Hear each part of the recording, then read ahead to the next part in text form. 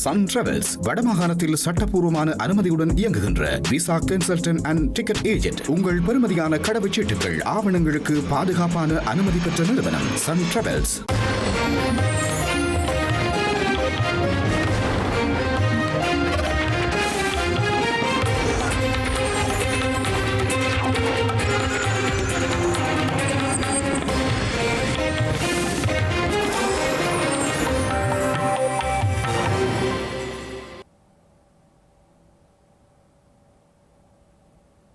வணக்கம்.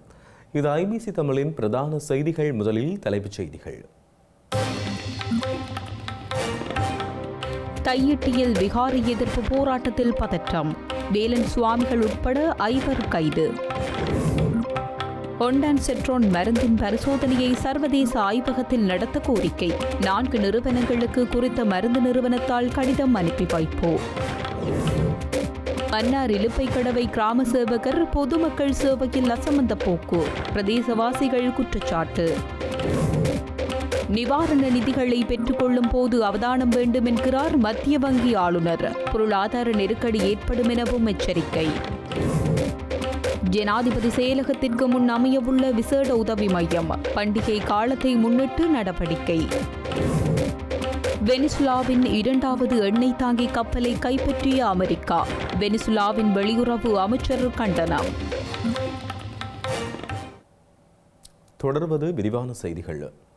யாழ்ப்பாணம் தையிட்டியில் சட்டவிரோதமாக கட்டப்பட்ட விகாரைக்கு எதிர்ப்பு தெரிவித்து இன்றைய தினம் கண்டன போராட்டம் ஒன்று முன்னெடுக்கப்பட்டுள்ளது. குறித்த போராட்டத்தில் பங்கு பெற்றிய 5 பேரை காவல்துறையினர் கைது செய்துள்ளனர். சட்டவிரோத விகாரி என வலி வடக்கு பிரதேச சபையால் அறிவித்தல் பலகை நாட்டுச் சென்ற வேளை காவல்துறையினருக்கும் மக்கள் பிரதிநிதிகளுக்கும் இடையில் முருகல் ஏற்பட்ட வேளை வேலன் சுவாமி வலிகளுக்கு தவிசாளர் உட்பட 5 பேர் இவ்வாறு கைது செய்யப்பட்டுள்ளனர். இதனைத் தொடர்ந்து கைது செய்யப்பட்டவர்களை விடுதலை செய்யப்படும் வரை அகன்று செல்ல மாட்டோம் என நாடாளுமன்ற உறுப்பினர் சிவஞானம் ஸ்ரீதரன் உட்பட மக்கள் பிரதிநிதிகள் வீதியில் அமர்ந்து போராட்டத்தில் ஈடுபட்டு வருகின்றனர். யாழ்ப்பாணம் தையிட்டியில் சட்டவிரோதமாக அமைக்கப்பட்டுள்ள விகாரைக்கு அருகில் கடும் பதற்றமான சூழல் நிலவி வருகின்றது. யாழ்ப்பாணம் தையிட்டியில் சட்டவிரோதமாக அமைக்கப்பட்டுள்ள திஸ்ஸ விகாரைக்கு எதிராக அங்கிருக்கும் மக்கள் மற்றும் அரசியல்வாதிகள் ஒன்றிணைந்து மாபெரும் கண்டன ஆர்ப்பாட்டம் ஒன்றினை தற்போது முன்னெடுத்து வருகின்றனர். இந்த நிலையில் போராட்டக் களத்தில் காவல்துறையினருக்கும் பொதுமக்களுக்கும் இடையில் தொடர்ந்தும் கடும் முருகல் நிலை ஏற்பட்டுள்ளது. இதன்போது அங்கிருந்த நாடாளுமன்ற உறுப்பினர் சிவஞானம் ஸ்ரீதரன் காவல்துறையினரால் கீழே தள்ளி வீழ்த்தப்பட்டதாகவும் எமது பிராந்திய செய்தியாளர் குறிப்பிட்டுள்ளார். மன்னார் இலுப்பைக்கடவை கிராம சேவகர் அரசாங்க நிதியை வழங்குவதில் மக்களை வேண்டுமென்றே அலைய வைப்பதாக பொதுமக்கள் விசனம் வெளியிட்டுள்ளனர். இதேவேளை குறித்த கிராம சேவகர் அசமந்த போக்குடன் செயற்படுவதாகவும் பொதுமக்கள் குற்றம் சாட்டியுள்ளனர். டிட்வா புயல் காரணமாக மன்னார் மாவட்டத்தில் அதிகளவு பாதிக்கப்பட்ட கிராமங்களில் இலுப்பைக்கடவை மற்றும் ஆத்திமோட்டை பகுதிகளும் அடங்கும். இவ்வாறான பின்னணியில் அப்பகுதியைச் சேர்ந்த மக்கள் இடம்பெயர்ந்து உறவினர்கள் வீடுகள் மற்றும் முகாம்களில் தங்கியிருந்து தற்போது வீடுகளை சுத்தம் செய்து மீள்குடியேறி வருகின்றனர்.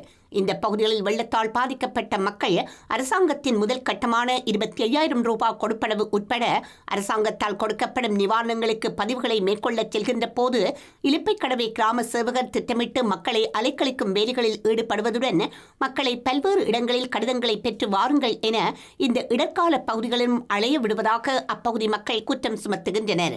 அதே நேரம் கிராம சேவகர் பாதிக்கப்பட்ட இடங்களுக்கு பெரும்பாலும் செல்லாது வீட்டிலும் அலுவலகத்திலும் இருந்து கொண்டு மக்களை அலுவலகத்திற்கு அழைப்பதும் தான் பாதிப்புகளை விரும்பும் நேரத்தில் தான் பார்ப்பேன் என தெரிவிப்பதும் மக்கள் கிராம சேவகருக்கு அழைப்பெடுக்கும் போது நீங்கள் அழைக்கும் நேரத்தில் எல்லாம் என்னால் வர முடியாது என தெரிவிப்பதாகவும் அப்பகுதி மக்கள் தொடர்ந்து குற்றம் சாட்டி வருகின்றனர். இவ்வாறான அனைத்து சூழ்நிலைகளில் மக்களின் வரி பணத்தில் சம்பளம் பெற்று மக்களுக்கு ஒழுங்காக பணியாற்ற முடியாத இவ்வாறான கிராம சேவகர் தொடர்பில் உரிய நடவடிக்கை விரைவில் மேற்கொள்ளாத விடத்து குறித்த கிராம சேவகருக்கு எதிராக மனித உரிமை ஆணைக்குழுவில் முறைப்பாடு மேற்கொள்ள உள்ளதாக பாதிக்கப்பட்ட மக்கள் தெரிவித்துள்ளனர். மானிப்பாய் பிரதேச சபைக்குட்பட்ட சாந்தை வைரவர் வீதி புனரமைப்பில் முறைகேடுகள் இருப்பதாக தெரிவித்து அந்த பகுதி மக்கள் நேற்றைய தினம் கவனஈர்ப்பு போராட்டம் ஒன்றை முன்னெடுத்திருந்தனர்.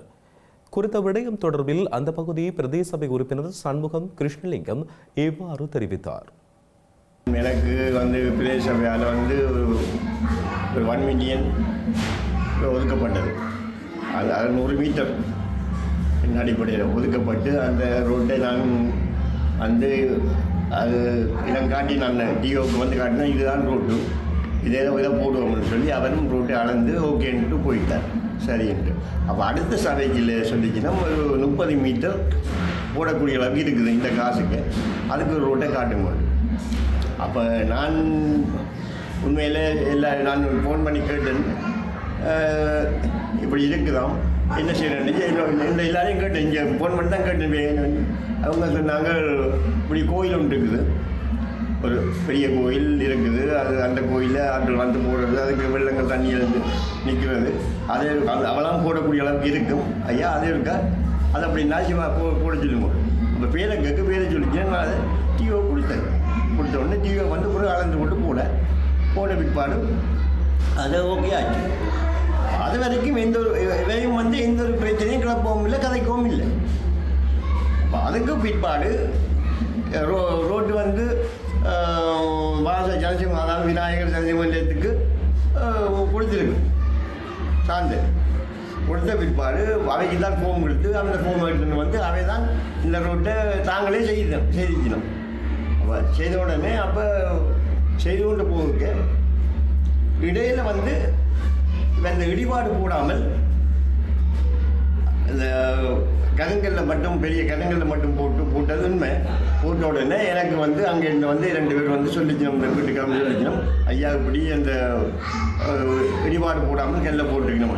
அப்போ நான் அந்த கல்லை போட்டுக்கன்னு சொன்ன உடனே திருப்பி மற்ற நாள் காலமாக போய் அங்கே அதை பார்த்தேன். அது உண்மை தான், அது உண்மை. அப்போ நான் உடனே கண்டு அடித்து தவிசாளருக்கு டிஓவுக்கு எல்லாரும் சொன்ன உடனே அதை நாங்கள் வந்து பார்க்க வேணும் என்று சொல்லி ஒரு நண்பர்கள் போல் வந்துச்சினோம். வந்து பார்த்துட்டு சொல்லிச்சினோம், அதுக்குள்ள இடைப்பாடு தான் கூட வேணும், அதை வெளியில் அகற்றி சொல்லிங்க. நான் அதை கூப்பிட்டு வெளியில் அகற்றி போட்டாலும் கூடலாம், அதுக்கு முன்னே தயார் ஊற்றேராது என்று சொல்ல அதை சொல்லிச்சினோம். இப்போ இடிபாடு இங்கே எடுக்கிறது, அப்போ மழை கொஞ்சம் கூடுதலாக பெய்து கொண்டு இருந்தது, இப்போ எடுக்கிற கஷ்டமாக இருக்குன்னா அது இன்னும் கஷ்டமோ இதோ மக்கள் விட மாட்டோம் போடுறதுக்கு. இலங்கையில் சர்ச்சையை ஏற்படுத்தியுள்ள ஒண்டன் செட்ரான் மருந்து தயாரிப்பு நிறுவனமான மான் பார்மாசூட்டிக்கல் சர்ச்சைக்குரிய குறித்த மருந்தை சர்வதேச அளவில் அங்கீகரிக்கப்பட்ட ஆய்வகத்தில் பரிசோதனைக்கு உட்படுத்துமாறு இலங்கை சுகாதார அதிகாரிகளிடம் உத்தியோகபூர்வமாக கோரிக்கை விடுத்துள்ளது. மேன் பார்மசியூட்டிகல்ஸ் நிறுவனம், சுகாதார சேவைகள் பணிப்பாளர் நாயகம், தேசிய மருந்துகள் ஒழுங்குபடுத்தும் அதிகார சபை, அரச மருந்தாக்கல் கூட்டு தாபனம் மற்றும் மருத்துவ வழங்கல் பிரிவு ஆகியவற்றிற்கு கடிதம் ஒன்றின் மூலம் இந்த கோரிக்கையை சமர்ப்பித்துள்ளது. சர்வதேச ரீதியிலான இந்த பரிசோதனைக்காகும் அனைத்து செலவுகளையும் ஏற்க தாங்கள் தயாராக இருப்பதாக மேன் பார்மசியூட்டிகல்ஸ் நிறுவனம் தெரிவித்துள்ளதை தேசிய மருந்துகள் ஒழுங்குபடுத்தும் அதிகார சபை தலைவர் வைத்தியர் ஆனந்த விஜய விக்ரம உறுதிப்படுத்தியுள்ளார். பக்க விளைவுகள் ஏற்பட்டதாக கிடைத்த தகவல்களை தொடர்ந்து இலங்கையில் பயன்பாட்டிலிருந்து நீக்கப்பட்ட சர்ச்சைக்குரிய ஆண்டன் செட்ரான் மான் பார்மசியூட்டிகல்ஸ் நிறுவனத்திடமிருந்து இறக்குமதி செய்யப்பட்ட 10 வகையான ஊசி மருந்துகளின் பயன்பாட்டை தற்காலிகமாக நிறுத்துவதற்கு தேசிய மருந்துகள் ஒழுங்குபடுத்தும் அதிகார சபை ஏற்கனவே நடவடிக்கை எடுத்துள்ளமை குறிப்பிடத்தக்கது. இலங்கையில் அனர்த்தங்களால் பாதிக்கப்பட்ட மக்கள் அரசாங்கத்தினால் வழங்கப்படும் நிவாரண நிதி மற்றும் வங்கிக் கடன்களை பெற்றுக்கொள்ளும் போது மிகவும் அவதானமாக செயற்பட வேண்டும் என மத்திய வங்கியின் ஆளுநர் கலாநிதி நந்தலால் வீரசிங்க தெரிவித்துள்ளார். கண்டியில் நடைபெற்ற நிகழ்வொன்றில் கலந்து கொண்டு கருத்து தெரிவிக்கும் போதே அவர் இதனை குறிப்பிட்டார். பெற்றுக்கொள்ளும் கடன் தொகைகள் மற்றும் நிவாரணங்களை முறையாக முகாமைத்துவம் செய்து கொள்வது பொதுமக்களின் கடமையாகும் எனவும் அவர் சுட்டிக்காட்டினார். பிரஜைகள் என்ற ரீதியில் தமக்கு தேவையான அளவை மாத்திரம் பெற்றுக்கொள்ளும் பொறுப்பு அனைத்து தரப்பினரிடமும் காணப்பட வேண்டும் எனவும் இதன் மூலம் தேவையுள்ள ஏனைய தரப்பினருக்கு முறையான முகாமைத்துவத்தின் கீழ் அந்த நிதியை வழங்கும் ஆற்றல் அரசாங்கத்திற்கு கிட்டும் எனவும் குறிப்பிட்டுள்ளார். கடந்த காலங்களில் பொருளாதார நெருக்கடி காரணமாக சுற்றுலாத்துறை வீழ்ச்சியடைந்த போது அத்துறையினருக்கு நிவாரண கடன் திட்டம் நடைமுறைப்படுத்தப்பட்டதாகவும் சுட்டிக்காட்டியுள்ளார். இதன்போது பாதிக்கப்பட்ட மற்றும் பாதிக்காத தரப்பினர் என இரு சாராரும் தேவைக்கு அதிகமாக கடன்களை பெற்று கடனை திருப்பிச் செலுத்த முடியாமல் அந்த வணிகங்கள் நெருக்கடிக்கு முகம் கொடுத்ததை ஆளுநர் நினைவு கூர்ந்தார். எனவே வழங்கப்படும் நிவாரண கடன்களை கூட தமது வணிகத்திற்கு தேவையான அளவு மாத்திரம் பெற்றுக்கொள்வதன் மூலம் கடன் நெருக்கடிக்கு ஆளாகாமல் இருக்கலாம் எனவும் அவர் மேலும் தெரிவித்துள்ளார். அவர் மக்களின் வாழ்க்கையையும் தொழிலையும் மீட்டெடுக்க அரசாங்கம் வழங்கும் பணத்தை முறையாக பயன்படுத்துவது அனைவரின் பொறுப்பாகும் என்றார். இலங்கையில் 2025 ஆண்டின் ஜனவரி மாதம் 1ஆம் தேதியிலிருந்து டிசம்பர் மாதம் 17ஆம் தேதி வரையான காலப்பகுதிக்குள் 2 மில்லியனுக்கு மேற்பட்ட சுற்றுலா பயணிகள் இலங்கைக்கு சென்றுள்ளனர். இலங்கை சுற்றுலா அபிவிருத்தி அதிகார சபை வெளியிட்டுள்ள அறிக்கையில் குறித்த விடயம் தெரிவிக்கப்பட்டுள்ளது. சீரற்ற காலநிலை காரணமாக நாட்டில் ஏற்பட்ட பாரிய அனர்த்தத்தின் மத்தியிலும் சுற்றுலா பயணிகள் இலங்கைக்கு வருகை தருவதாக இலங்கை சுற்றுலா அபிவிருத்தி அதிகார சபை தெரிவித்துள்ளது. இதுவரையான காலப்பகுதிக்குள் அதிகளவான சுற்றுலா பயணிகள் இந்தியாவிலிருந்து வருகை தந்துள்ள நிலையில் அவர்களின் மொத்த எண்ணிக்கை 5,1097 ஆகும். மேலும் ஜெர்மனியிலிருந்து 1,39,355 சுற்றுலா பயணிகளும், ரஷ்யாவிலிருந்து 1,71,099 சுற்றுலா பயணிகளும், ஐக்கிய ராஜ்யத்திலிருந்து 2,939 சுற்றுலா பயணிகளும், ஆஸ்திரேலியாவிலிருந்து 1,01,012 சுற்றுலா பயணிகளும், சீனாவிலிருந்து 1,27,553 சுற்றுலா பயணிகளும், பிரான்சிலிருந்து 1,04,802 சுற்றுலா பயணிகளும் இலங்கைக்கு வருகை தந்துள்ளனர். அத்துடன் டிசம்பர் மாதத்தின் முதல் 17 நாட்களில் 1,15,616 சுற்றுலா பயணிகள் நாட்டுக்கு வருகை தந்துள்ளனர் என்றும் இலங்கை சுற்றுலா அபிவிருத்தி அதிகார சபை மேலும் குறிப்பிட்டுள்ளது. பண்டிகை காலத்தை முன்னிட்டு காலிமுகத்திடலில் பொதுமக்களுக்கான விசேட உதவி மையம் ஸ்தாபிக்கப்பட உள்ளது. குறித்த பகுதியில் பொதுமக்களின் நடமாட்டம் அதிகரித்துள்ளதை கருத்தில் கொண்டு இந்த நடவடிக்கை எடுக்கப்பட்டுள்ளது. காலிமுகத்திடலில் இன்று முதல் ஜனாதிபதி செயலகத்திற்கு முன்பாக இந்த உதவி மையம் ஸ்தாபிக்கப்பட உள்ளது. இந்த உதவி மையம் பொதுமக்களுக்கான அவசர நிலைமைகள் அல்லது எதிர்பாராத சூழ்நிலைகள் ஏற்படும் போது உடனடி உதவி, வழிகாட்டல் மற்றும் ஒருங்கிணைப்பை வழங்கும் என்றும் தெரிவிக்கப்பட்டுள்ளது. பாதுகாப்பு மற்றும் ஒருங்கிணைப்பு பணிகளுக்கு மேலதிகமாக மருத்துவ அவசர நிலைமைகளை கையாளவும் தேவையான போது முதலுதவி வழங்கவும் நடவடிக்கை எடுக்கப்பட உள்ளது. அந்த பகுதியில் நோயாளர் காவு வண்டி சேவைகள் மற்றும் அடிப்படை மருத்துவ உதவிகள் வழங்கவும் ஏற்பாடுகள் செய்யப்படும் என பாதுகாப்பு அமைச்சு தெரிவித்துள்ளது. பொதுமக்களின் வசதிக்காக பொதுமக்கள் உதவி மையம், அவசர ஒருங்கிணைப்பு நோயாளர் காவு வண்டி சேவைகள் மற்றும் பாதுகாப்பு உதவிக்காக 071-859-5880 என்ற தொலைபேசி இலக்கமும் அறிமுகப்படுத்தப்பட்டுள்ளது. கட்டுநாயக்க விமான நிலையத்தில் 63 லட்சம் ரூபாய் பெறுமதியான வெளிநாட்டு சிகரெட் தொகையுடன் ஒருவர் கைது செய்யப்பட்டுள்ளார். சந்தேக நபரின் பயணப்பொதியில் 3 பெட்டிகளுக்குள் வெளிநாட்டில் உற்பத்தி செய்யப்பட்ட பிளாட்டினம் ரகத்தைச் சேர்ந்த 42,000 சிகரெட்டுகள் மறைத்து வைக்கப்பட்டிருந்ததாக தெரிவிக்கப்படுகின்றது. கைது செய்யப்பட்டவர் அவிசாவளி எபலபிட்டிய பிரதேசத்தில் வசிக்கும் 21 வயதுடைய வர்த்தகர் என தெரிவிக்கப்படுகின்றது. சந்தேக நபர் தற்போது பிணையில் விடுவிக்கப்பட்டுள்ளதுடன் எதிர்வரும் ஜனவரி மாதம் 7ஆம் தேதி நீர்கொழும்பு நீதவான் நீதிமன்றத்தில் முன்னிலைப்படுத்தப்பட உள்ளதாக தெரிவிக்கப்பட்டுள்ளது. மன்னார் மூர் வீதியில் அமைந்திருந்த உணவகம் ஒன்றில் சுகாதார சீர்கேடு தொடர்பில் சட்ட நடவடிக்கை எடுக்கப்பட்டுள்ளது. அண்மைய நாட்களாக மன்னார் பகுதியில் பெருமளவான உணவகங்கள் சுகாதார சீர்கேட்டுடன் இயங்கி வந்ததோடு அவற்றுக்கு எதிராக சுகாதார ஊழியர்களால் சட்ட நடவடிக்கை எடுக்கப்பட்டுள்ளமை குறிப்பிடத்தக்கது. கொத்து தயாரிக்க பயன்படும் மூலப்பொருளான ரொட்டி லாபகமாக யூரியா பேக் ஒன்றில் அழகாக சுருட்டி கொத்து தயாரிப்பதற்கு வைக்கப்பட்ட நிலையில் சுகாதாரத்துறையினரால் கைப்பற்றப்பட்டு அளிக்கப்பட்டுள்ளது. உணவகங்கள் தொடர்பில் மன்னார் பொது சுகாதார வைத்திய அதிகாரி பணிமனைக்கு தொடர்ச்சியாக கிடைக்கப்பெறும் முறைப்பாடுகளை தொடர்ந்து நேற்றைய தினம் மன்னார் மூர் வீதியில் உணவகம் ஒன்றில் மேற்கொள்ளப்பட்ட ஆய்வு நடவடிக்கையின் போது குறித்த சம்பவம் பதிவாகியுள்ளது. அதே நேரம் குறித்த உணவகம் அனுமதியின்றி இயங்கி வந்ததுடன் உணவகத்தில் பணிபுரியும் நபர்கள் சுகாதார அனுமதி கூட பெறாமை கண்டறியப்பட்டிருந்தது. அத்துடன் குறித்த உணவகத்தில் அசுத்தமான முறையில் உணவுகள் தயாரிக்கப்பட்டமை, அசுத்தமான விதமாக உணவுகள் களஞ்சியப்படுத்தப்பட்டிருந்தமை, கழிவு நீர் ஒழுங்காக வெளியேற்றப்படாமை, உணவு தயாரிப்பவர்கள் கையுறை தலையுறை பயன்படுத்தாமை போன்ற பல்வேறு சுகாதார குறைபாடுகள் அடையாளப்படுத்தப்பட்ட நிலையில் குறித்த உணவகத்திற்கு எதிராக பல்வேறு பிரிவுகளில் வழக்கு தாக்கல் செய்யப்பட உள்ளது. அதே நேரம் நேற்றைய தினம் எழுத்தூர் பகுதியில் அமைந்திருந்த ஒரு வியாபார நிலையத்தில் காலாவதியான பொருட்கள் காணப்பட்டமை தொடர்பாக ஒழுங்கான முறையில் பொருட்கள் சுத்தம் செய்யப்பட்டிருக்காமையும் எண்ணெய் வகைகள் ஒழுங்கான முறையில் களஞ்சியப்படுத்தப்படாமையும் கண்டறியப்பட்ட நிலையில் குறித்த வியாபார நிலையத்திற்கு எதிராகவும் வழக்கு தாக்கல் செய்யப்பட்டுள்ளமை குறிப்பிடத்தக்கது. வெனிசுலாவுடன் தொடர்புடைய இன்னுமொரு எண்ணெய் தாங்கி கப்பலை நேற்று அமெரிக்கா சர்வதேச நீர்ப்பரப்பில் கைப்பற்றியுள்ளது. இந்த மாதத்தில் அமெரிக்கா கைப்பற்றியுள்ள வெனிசுலாவை மையப்படுத்த 2வது எண்ணெய் தாங்கி கப்பல் இதுவாகும் என்பதும் குறிப்பிடத்தக்கது. வெனிசுலாவிற்குள் நுழையும் அல்லது அங்கிருந்து வெளியேறும் தடை செய்யப்பட்ட எண்ணெய் தாங்கி கப்பலை முற்றுகையிட கடந்த செவ்வாயன்று அமெரிக்க ஜனாதிபதி டொனால்ட் ட்ரம்ப் உத்தரவிட்ட நிலையில் இந்த நடவடிக்கை எடுக்கப்பட்டுள்ளது. முதலில் எடுக்கப்பட்ட நடவடிக்கையைப் போலவே இந்த அதிரடி நடவடிக்கையும் அமெரிக்க கடலோர காவல் படையின் வான் பிரிவால் எடுக்கப்பட்டுள்ளது. ஒரு உலங்கு வானூர்தி குறித்த கப்பல் மீது வட்டமிடுவதை காட்டும் 7 நிமிட காணொளியை பென்டகன் வெளியிட்டுள்ளது.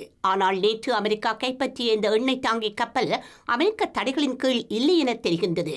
வெனிசுலாவின் வெளியுறவு அமைச்சர் இந்த நடவடிக்கையை கண்டனம் செய்ததுடன் இவை அமெரிக்க அரசாங்கத்தின் கடற்கொள்ளை மற்றும் சர்வதேச பயங்கரவாத நகர்வுகள் எனவும் வர்ணித்துள்ளார். வெனிசுலாவில் ஒரு தரைவழி தாக்குதலை எடுப்பதற்கு முன்னர் இந்த நடவடிக்கைகள் எடுக்கப்படுவதாக கருதப்படுகின்றது. ஆயிரக்கணக்கான துருப்புக்களுடனான அமெரிக்காவின் கடற்பேரணி கரீபியன் கடற்பரப்புக்கு நகர்ந்துள்ளமை குறிப்பிடத்தக்கது. கம்போடியாவுடனான மோதலின் காரணமாக எல்லையோர மாகாணங்களில் உள்ள 1000க்கும் மேற்பட்ட பாடசாலைகளை தாய்லாந்து அரசாங்கம் மூடியுள்ளது. இரு நாடுகளிடையே எல்லை பிரச்சினைகள் தொடர்ந்தும் தீவிரமடைந்துள்ளதாக சர்வதேச செய்திகள் தெரிவிக்கின்றன. கடந்த ஜூலை மாதம் ஏற்பட்ட இரு நாடுகள் இடையேயான மோதலில் 30க்கும் மேற்பட்டோர் உயிரிழந்தனர். இதற்கமைய அமெரிக்க ஜனாதிபதி டொனால்ட் ட்ரம்ப் இரு நாடுகளின் தலைவர்களை அழைத்து பேச்சுவார்த்தை நடத்தியமை குறிப்பிடத்தக்கது. இந்நிலையில் ட்ரம்பினுடைய குறித்த பேச்சுவார்த்தை முறிவடைந்துள்ளதாக சர்வதேச ஊடகங்கள் செய்தி வெளியிட்டுள்ளன. செய்திகளின் நிறைவாக மீண்டும் தலைப்புச் செய்திகள். தையிட்டியில் விகாரி எதிர்ப்பு போராட்டத்தில் பதற்றம். வேலன் சுவாமிகள் உட்பட 5 கைது. ஒண்டான்செட்ரோன் மருந்தின் பரிசோதனையை சர்வதேச ஆய்வகத்தில் நடத்த கோரிக்கை. 4 நிறுவனங்களுக்கு குறித்த மருந்து நிறுவனத்தால் கடிதம் அனுப்பி வைப்போ. மன்னார் இலுப்பை கடவை கிராம சேவகர் பொதுமக்கள் சேவையில் அசமந்த போக்கு. பிரதேசவாசிகள் குற்றச்சாட்டு.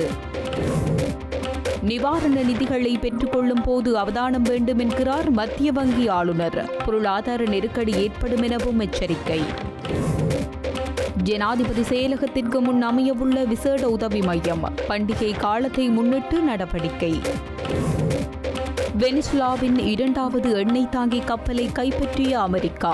வெனிசுலாவின் வெளியுறவு அமைச்சர் கண்டனம். இத்துடன் ஐபிசி தமிழின் பிரதான செய்திகள் நிறைவு பெறுகின்றன. உடனுக்குடன் நீங்கள் செய்திகளை அறிந்து கொள்ள ibctamil.com என்ற எமது இணையதளத்தை பார்வையிடுங்கள். வணக்கம்.